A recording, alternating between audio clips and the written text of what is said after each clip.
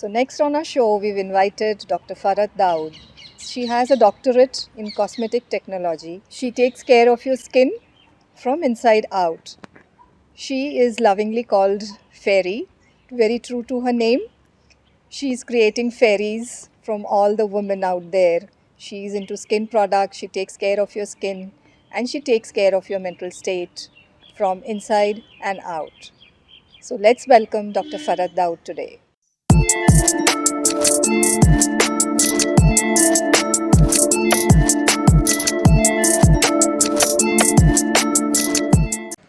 So, hi, Dr. Farhat. I welcome Hi. you today to my show. Thank you. How and when did you start this journey, and when did you think of doing this? Well, sounds like history. It goes way long back into the 90s. The start was not so as I had expected it to be because I was a medical aspirant. And I literally went and left my seat and came back and opted for this. So, in that sense, it was a very new thing at that point of time. Nobody knew what cosmetics was all about. Whenever I said I'm a cosmetologist, people thought it's something to do with space. Oh, But once I got into it, and when the journey began, I realized that this is where I perhaps always wanted to be. That's the reason that destiny has got me here. So, yes, so then I got into the course, and it was very, very new at that point of time. Even the industry was not aware that there is a specialization in cosmetics. So, it took time for us to, kind of grow with each step. But it's been a wonderful journey. yeah, It's been enriching because of this, all these reasons, it's made it more enriching. yeah, it must have been a very bold step, to It was at you that said point you of got time. a seat in Yes. the medicals and you opted for this, and this was so new, like unknown field. True, very, and So I what had made that, you? kind of a little bit of weight on my shoulders. So, in the initial first year, I remember when we entered into college to this course, there was a little bit of distress that I was carrying with me. I discovered a few things about the course which I really liked, and I got so attracted to it. The first time when we, created a cream formulation, that was that eureka moment, and that I remember from that moment onwards, all the baggage that I had Just melted them. just absolutely melted, and we just went ahead and actually we kind of dived into this. I wanted to get into something that was new, that was there. I didn't want to get into anything conventional. Okay. Also, I thought that medical is not my cup of tea with so much of, it needed a lot of kind of dedication in terms of studies and hard work. My thing was that no, I wanted to enjoy life also. So yeah, that was a bold step, and the onus was on me. That's why to prove myself. Okay. So this you started before marriage, right? This the business you started after marriage So or before marriage? no, after marriage, because after I finished my graduation, I was working. I was working for 2 years. I first did my training with Lakme in Mumbai. Okay. Then I came back to Nagpur, and then I was working here.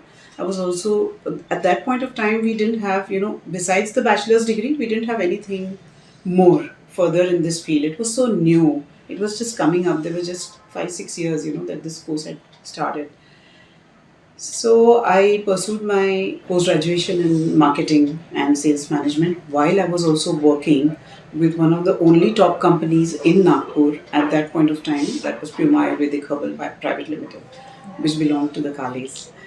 And I was also doing a job, and in the evening I used to go and pursue my PG diploma in marketing and sales management, because cosmetics or beauty products, if you think about, marketing is an important element. Very. So I just wanted to skill myself further. I thought just a bachelor's degree won't be sufficient. So while I was working, I was also doing these evening classes together. So that kind of continued. Then I got married. I mean, I continued with my job, but then I took a break by choice. Okay. I took a break, and that is the time kind of my entrepreneurship journey started, because at that time there were only, I think, barely 3 or 4 cosmetic factories here. Right. And at that time, it was very difficult to get into this field. To think of doing anything on your own was a big thing. It really needed like a lot of investment, and so I had to get associated, with a cosmetic manufacturing unit here was the next thing that I thought of, because I got married in Nagpur itself. Right. So I had to think of options here. And there were very few, very few. That time there were barely two or three. What I remember now, there are 10, more than 10 factories, that have come up around Nagpur and then around Nagpur. So that time the options were very less. But yes, I did get a break in Nagpur. Like I said, I continued there. But then when I left the job, yes, there was a big vacuum and I didn't know what to do. So that's when I jumped into entrepreneurship. I started making my own products.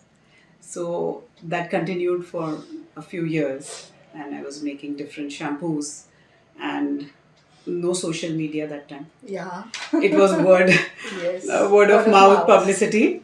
And I think I managed pretty well. I was happy with whatever I was doing in that much time while I was also having my baby and attending to him. I wanted to be a hands-on mother by choice. So yeah, so in that I was just doing these little, making shampoos and selling them. And I think I did a pretty decent job. I mean, it made me happy.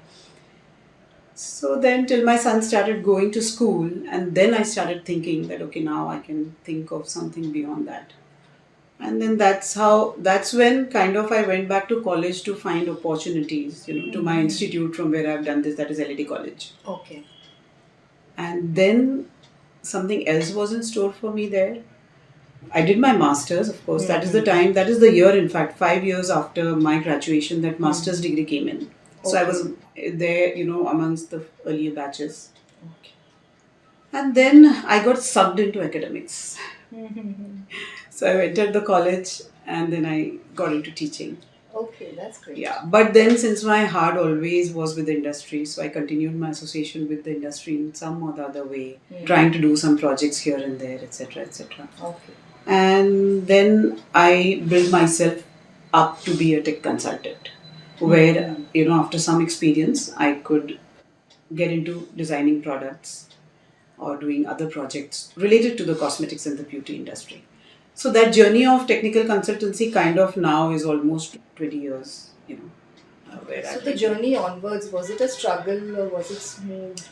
I would say it was up and down both. The reason is, like I said, that there was nothing in Nagpur that could back up or support what I was, my subject or my field. There were, like I said, there were just 3 industries. And getting into them also was a tough task because they also didn't know who a cosmetic technologist is. Yeah. They were always used to, since years, other science graduates were playing the role of an analyst or a chemist there. Okay. Yeah, so that is what I was wondering. There was no subject as such of Yes. cosmetology. How did they operate? So there were others like that time BSc chemistry people Achha. or pharma people. They were the ones who were doing even the work related to cosmetics, because cosmetics is in a way offshoot of the broader umbrella of pharmacy. The opportunity, like It took time. In fact, when we had our first factory visit to a very, very big company that I would not like to name, and I remember the R&D head coming and asking us this question, that when my work is going on with these science graduate, what will you come and do? Add new to it. Yeah. And we were so intimidated and so saddened by that question. And we started looking at each other's faces. All of us. Would you like to give them an answer now, today? I think I've already done that. Okay. I think I've already done that. And so many of us out there, I think all across the world now, each and every cosmetic manufacturing unit or industry now has a cosmetic technologist or a scientist working with them. In fact, a lot of my students are there everywhere, all across India and even abroad now. So now, yes, by now, I mean, since the last about 15-20 years, we are pretty well established. Yeah, so Dr. Farhat, now you're so established, you are a brand now. So where do you see yourself in near future, and do you have a mission for the young girls, those who feel inspired by you after listening to this? They want to meet you, they want to take their lives forward. How do you want to take it forward now? Well, like I was just telling you, you asked me how the journey was it a struggle? So yes, definitely it was a big struggle, in the sense which perhaps it may not appear to others, but I know what the struggle has been inside me. Because when I started, like I said, in Nagpur, there were no industries, I didn't know, and I was stationed here. Like my friends and colleagues who moved out and went to metros and could find opportunities there because there were industries, cosmetic industries there. Relatively, Nagpur that time was not as advanced in that sense. So For me, that big vacuum was always, the big question mark was always there, that will I be able to do something in this field of mine? And I was very clear that given my 4 years to it, I've done something. I chose to take up this subject, so I have to pursue this. I can't leave it. I left a medical seat already. Yeah. Now I can't switch over to something else. True. I think that thought, like they say, na, energies align. That thought was so much inside me, even when I got married. And yes, you get engaged into your, you get sucked into your life when you're just a newlywed. So I was happy dwelling in that space also. But this never left me that I have to move ahead, I have to move forward, I have to do something. So then baby steps took me, and that, like I said, the energy aligned, and it did take me where I should have been. So I got some opportunities, some doors opened up, and then I started my journey, which I just told you about. And in that process, it so happened that since I'm in the field of aesthetics, cosmetics, beauty, personal care, we talk about. So it's not just about the products that we design and that they are to be applied externally on your skin. Beauty is something, which is Inside. as a whole. Yeah. It is the inner aspect also that needs to be considered.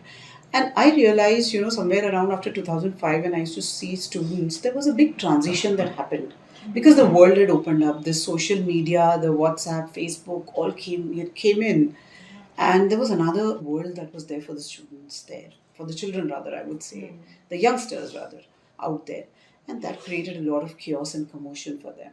And I could see the agonies and the stress that they were going through because there was a lot of peer pressure, there was so much competition, so many of fields exposure. opened up, so much exposure, so much exposure. During our time, there was limited exposure. We were happy, I would say. Yes. So these children had to struggle a lot, in terms of the education system also, trying to opt for medical seat or for engineering, IITs, there was this boom that came up. That kind of competition I saw was, somewhere had got into these young lives and had that own impact, which was not so good that I could see in them because I was dealing with students day in, day out. And having mentored them, I could understand their issues, their problems that they were going through. So it was always there. I remember the first time this hit me that we need to go deeper. Like they say, beauty is skin deep. I felt I need to go deeper into my field. And somewhere, like I said, that when I thought of going for a medical seat, that aspiration was inside me that I wanted to touch the lives of people. That's what a doctor does, right? Or medico does, reaching out to people and helping them out in some way. That was somewhere there inside me. And that seed was there. It just needed to be watered. And somehow through this opportunity, when I was in academics and I was teaching and in contact with students and being their mentor and talking to them and trying to resolve even their problems on the personal front, I realized that there's just so much that is needed. Yeah. Of course, everything has its own time. At that time, I was engaged and involved in so many aspects in my personal life. And even on the professional front, something was already going on. I was into teaching and I've just got into it. I was also dwelling as a technical consultant, which I had started out. So then I continued with that aspect and I kept this reserve that someday I'm going to do this. So I would say, as a part of my second innings now, after establishing myself, as an academician or as a technical consultant, I thought that yes, this is the time I need to do this. That click button somewhere inside that switched on, and then I thought of pursuing this. And yes, so then I created my second vertical. So my first vertical under the brand Farhat Daud is Retech, which is the technical consultancy, reviving technology. And the second vertical that I started is Conseil. Conseil in French means to counsel or to advise. So you can say yes, beauty advice is of course the first thing that I would do because that is my passion, that is my field, that is my subject. But I thought that we need to get deeper. And especially after, like I said, I saw all the stresses. Stress leads to a lot of your skin and hair issues. So even if I'm giving solutions for the skin, that okay, if you're having acne, apply this anti-acne cream. If you're having hair fall, okay, use this shampoo, use this conditioner. If you're having dry hair, I'm giving those solutions. But I realized that it has to get deeper now with the transition in the world, the way things are moving, direction they are moving. We also need to make that difference. So I thought how I could do that. And that's when I skilled myself to be a life coach and a counselor. So counseling is something, as a teacher, mentor, kind of you're doing it. Yeah. Even as a parent, you're doing it for your children around, you're doing that. But then, of course, if you have to reach people in the right sense, you, of course, have to be skilled enough, be something that I would do if I'm not confident about it. So, well, then I thought, especially when COVID also hit, I thought that a pressing need came up because so many people used to contact me for their skin hair issues, but I realized there was so much underlying stress that they would just open up. So then to deal with that stress is something that I thought is much more mandatory. And I need to get down to the roots, the grassroots level.